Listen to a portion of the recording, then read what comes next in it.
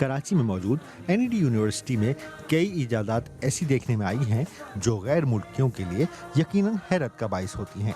इसकी ताज़ा तरीन मिसाल डॉक्टर रियाज की है, जिन्होंने स्क्रैप में मौजूद चीज़ों से ज़रूरत के इन वक्तों में वेंटिलेटर बना लिया। इनके इस कदम पर इन्हें बहुत शोहरत हासिल हुई।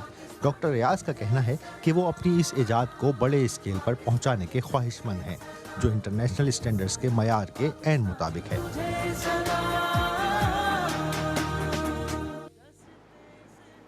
अस्सलाम वालेकुम डॉक्टर रियाज साहब, कैसे हैं आप? मैं ठीक हूँ, आप लोग कैसे हैं? आप कैसे? खैरियत से? तो यंग डॉक्टर्स हैं भाई।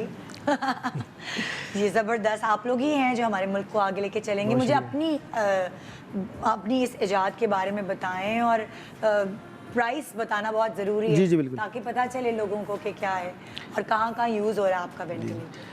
मैं थोड़ा सा आपको अपना थोड़ा मज़ीद इंट्रोडक्शन दे देता हूँ। मैं एनईडी यूनिवर्सिटी से पिछले 16 साल से वाबस्ता हूँ, वहीं से मैंने ग्रेजुएशन की थी। अच्छा।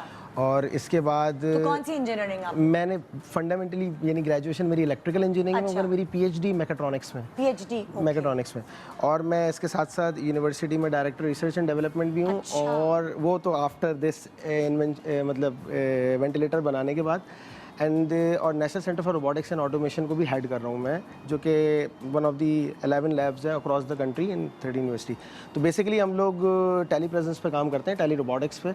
और जब कोरोना आया तो सब चीज़ें क्लोज़ हो गई और यूँ कह लें कि टाइम थ्योरेटिकली चल रहा था, प्रैक्टिकली तो क्लोज़ हो गया था।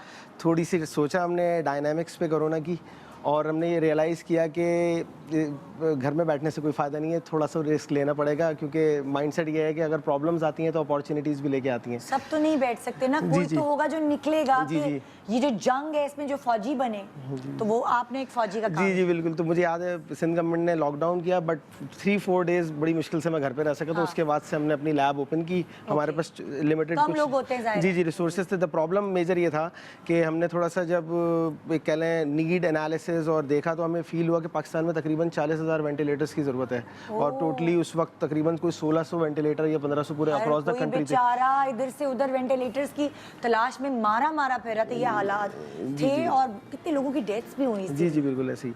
तो उस वक्त हमने ये काम स्टार्ट किया डे एंड नाइट। तो thanks to some friends and supporter, उन्होंने हमें कुछ ओरिजिनल वेंटिलेटर्स का अच्छा स्क्रैप दिया, और उसमें से हमने क्या किया, एक्सकेवेंज किए कुछ कंपोनेंट्स। और उसके बाद हमने दो चीज़ों को देखा कि एक खोल के देखा होगा ना आपने, कैसी कनेक्शन है, क्या है। जी बिल्कुल।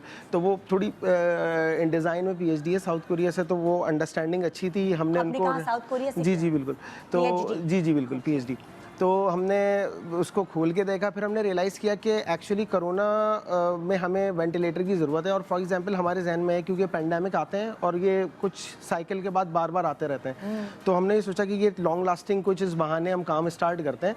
यूनिवर्सिटी में वैसे आप अगर आप फैकल्टी मेम्बर हैं तो बहुत ज़्यादा आपकी और मसरूफियात भी होती हैं, तो डे एंड नाइट हम लोगों ने वहाँ पर लगे। मुझे तकरीबन अगर ऑल टुगेदर 180 नाइट्स तो मैं लैब में 180 नाइट्स में लैब में हम लोग सो रहे होते थे, क्योंकि डिफ़िकल्टी ये थी लॉकडाउन था और बहुत घर जाके आना मुश्किल था। और तो वो हम वहीं पे सो रहे होते थे, वहीं पे काम कर रहे होते थे। पूरे लिटरेचर को हमने पढ़ के कितना टाइम लगा इसको इन्वेंट करने में? इसको मैं आपको बताऊं, जो फंडामेंटल जो मोड्स हैं ना इसके, वो तकरीबन 9 to 11 मोड्स हैं, जो बेसिक प्रेशर और वॉल्यूम बेस्ड मोड्स होते हैं बेसिकली। अच्छा। यानी आपने एक लंग को कोई स्पेसिफिक डिजायर्ड वॉल्यूम देना है या फिर स्पेसिफिक डिजायर्ड प्रेशर देना है, depending upon the disease that the patient is having.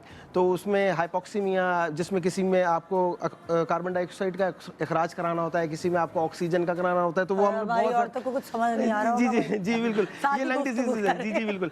Actually हमने भी जब स्टार्ट किया था तो मेरी जो तो आप कितने इन्वेंट कर चुके हैं? असल में उसमें हमने ये किया कि इसके वर्जन्स बने हमें, क्योंकि हमने वर्जन जी वर्जन्स बने। हमने सबसे पहले जब जो काम किया था, जो पहला हमारा इवेंट, तो हमने 18 डेज में 2 मोड्स के साथ बना लिया था। सबसे पहले आपने कहाँ एक्सपेरिमेंट किया, कहाँ किस पे अप्लाई हुआ? अच्छा देखें, अगर हम वेंटिलेटर बनाते हैं ना और मैं रैंडमली एक्सपेरिमेंट उससे करना चाहूँ तो वो इतना पॉसिबल नहीं है। उसके लिए मुझे ना कोई रेगुलेटरी अथॉरिटी को कांटेक्ट करना होगा। उसमें regulatory authority, thanks to Pakistan engineering council, उन्होंने ड्रग रेगुलेटरी अथॉरिटी के साथ मिलके क्या कहते हैं एक कमेटी बनाई और उन्होंने ना एप्लीकेशंस लेना शुरू की। तो तकरीबन initially to the best of my knowledge तकरीबन 60-70 एप्लीकेशंस आई थी उनके पास। तो अब तो शायद कोई 4 या 5 लोग ही रह गए क्योंकि वक्त के साथ साथ डिफिकल्ट। तो उनकी कुछ उन्होंने क्या किया, यूके स्टैंडर्ड्स बनाए कि ये क्योंकि सेफ्टी क्रिटिकल डिवाइस है ना, आप बना रहे हैं इसको ह्यूमन बॉडी के लंग पे लगना है, तो आपको कुछ खास प्रोटोकॉल्स फॉलो करने पड़ेंगे। तो फिर हमने फर्स्ट डिज़ाइन बनाया, फिर उसको हम डॉ मेडिकल में, इंडस यूनिवर्सिटी में और दूसरी जगह इवन इस्लामाबाद में भी ले जाते रहे, पाकिस्तान इंजीनियरिंग काउंसिल ही कोरोना में बाकायदा ड्राइव करके। और फिर हम उसको इवेल्यूएट करते रहे, फीडबैक लेते रहे। यूके से इवन हमने एनेस्थीसिस्ट से बात की, भाई कई सारे लोगों से। फिर हमने देखा कि जो फेमस ब्रांड्स हैं हैमिल्टन वगैरह, तो आपको हैरत होगी उनकी प्राइस तकरीबन रेंज रोवर की करीब ही होती है, 65 लाख एवरेज 80 लाख।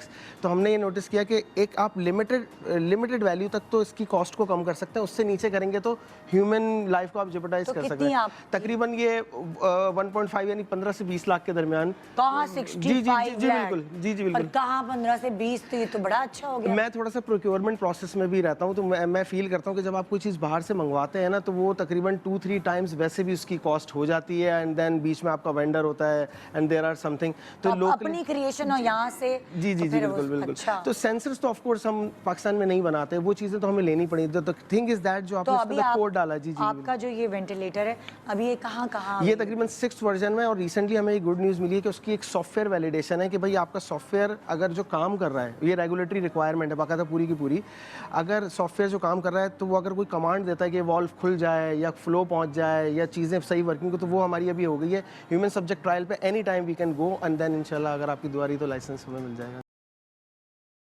पाकिस्तान सुपरमार्केट से शॉपिंग करें और गोल्ड सेव करें 100%।